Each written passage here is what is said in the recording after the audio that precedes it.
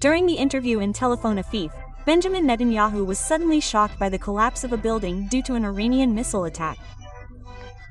The explosion was so close and his face clearly showed fear that he could not hide. In the midst of the heating up of the Iran-Israel conflict, Netanyahu's appearance in an open area without maximum protection was a risky decision. Moreover, he had just come out of hiding, which could very likely be the target of an attack. This moment showed another side of the figure who had been known as tough and controversial. He who was thought to be behind the many casualties turned out to be very afraid of facing the threat of death itself.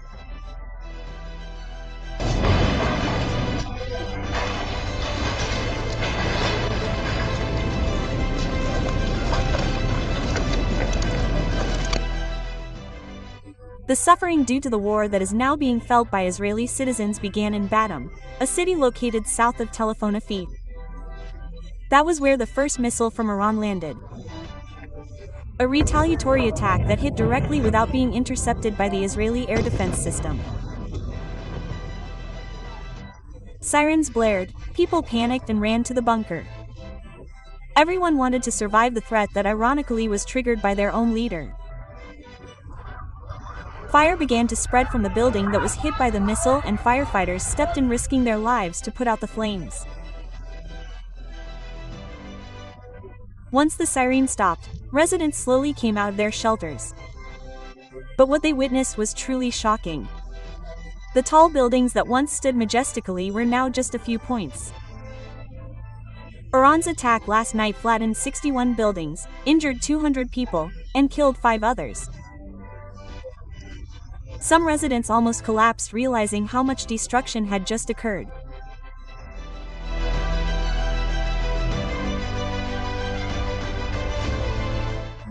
On the same night, tragedy also befell a family in the Tamra settlement. 4 people, a mother, her 2 daughters, and a female relative died when a ballistic missile hit their house. The deaths came so quickly in a country that is paying dearly for the decisions of a leader. And now the question is, who should be held responsible for all this? There is one irony that cannot be ignored. Now Israeli citizens are starting to feel what the people of Gaza have been experiencing. Like in Ramat Gan, where residents' houses were targeted by Iranian counterattacks. Several cars were burned down and 3 houses were badly damaged. According to city authorities, 9 buildings were completely destroyed and hundreds more were damaged to varying degrees.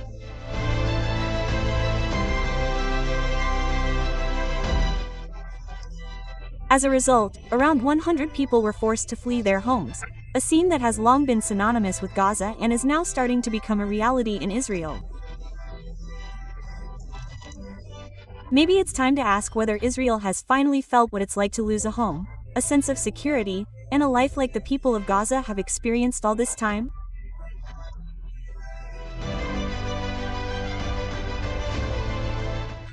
Resident Sean Lian was also not spared from panic. After Iran announced that it would launch a retaliatory attack, one of the ballistic missiles fired from Tehran hit a residential area in the city. Several houses were badly damaged and residents were forced to run to shelters. 2 people lost their lives in this incident. Meanwhile, 17 others managed to survive.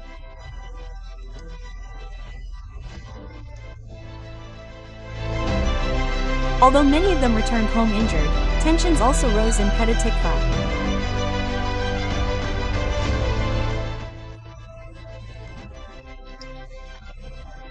Footage from the TV session showed the moment when a ballistic missile hit a 20-story building. Residents tried to save themselves as quickly as possible. However, 4 lives remained unsaved. What made it all the more heartbreaking was the identity of one of the victims, Ivat Milovich, a Holocaust survivor who survived the war before, but was unable to survive the war today.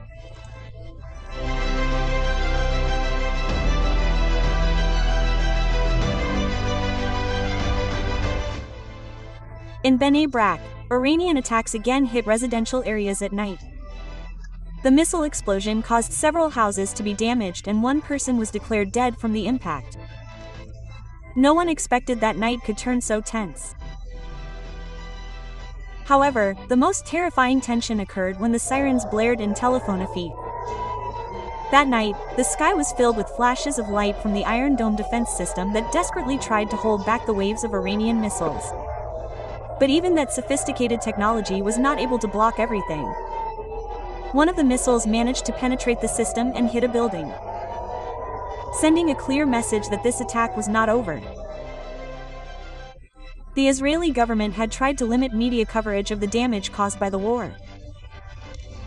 However, it was its own citizens who spread footage of the conditions on the ground, showing how much suffering they had to endure due to the war triggered by their own leader.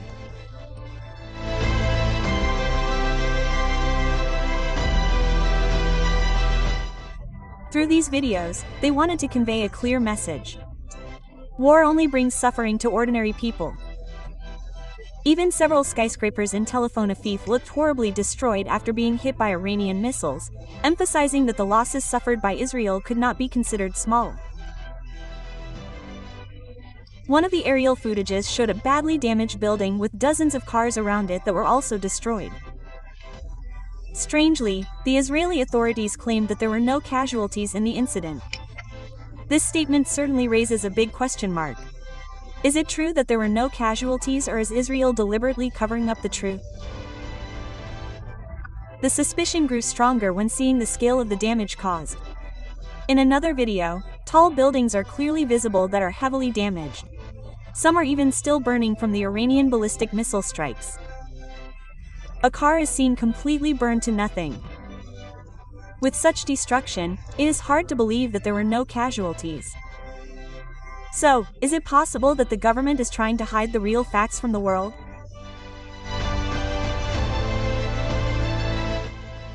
Regardless of whether there were casualties or not, one thing is undeniable. The damage caused by Iran's attacks is now on par with the destruction that Israel once caused in Gaza.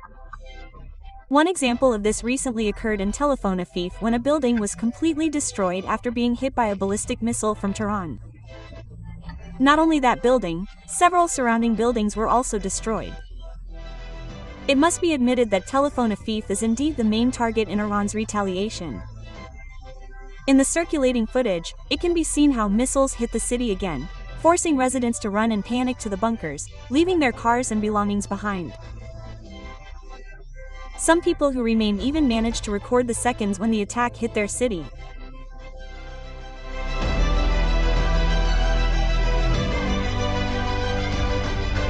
It didn't stop there. The latest attack targeted the city of Beersheba.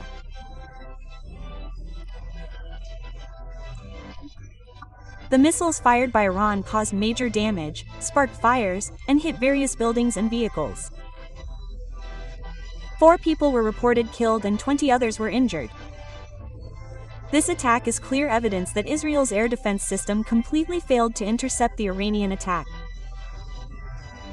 This time, an important lesson from this series of events is that Netanyahu is too confident.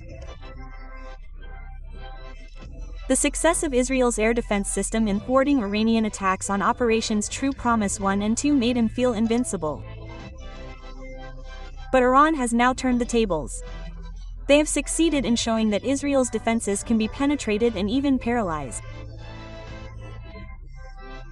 Ironically enough, in the interview, Netanyahu had said that his son Avner's wedding was postponed for the second time because of the war between Israel and Iran.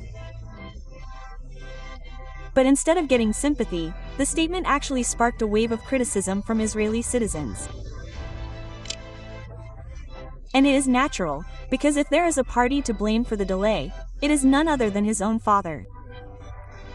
Netanyahu, who triggered the escalation by ordering an attack on Iran's nuclear facilities. Even though at that time Washington and Tehran were at the negotiating table. Public anger was inevitable. Many considered Netanyahu to be inappropriate because he was more concerned about his son's postponed wedding. Meanwhile, dozens of Israelis were killed and thousands more were injured due to the war he himself triggered. Juxtaposing a private family event with mass suffering certainly raises the question of where the empathy is. Yeah,